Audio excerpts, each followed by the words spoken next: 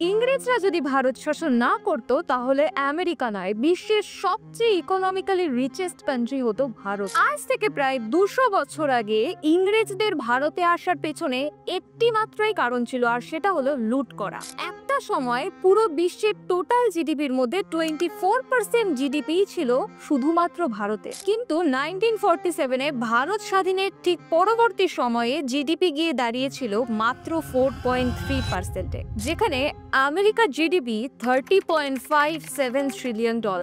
আর সবচাইতে বড় জিনিস হলো ঠিক সেই সময় ইংরেজরা ভারত থেকে সোনা, গয়না, লোহা, অ্যালুমিনিয়াম, মশলাপাতি আর সব থেকে অমূল্য সম্পদ কোহিনূর লুট করে ভারতকে একেবারে নিঃস্ব করে দিয়েছিল।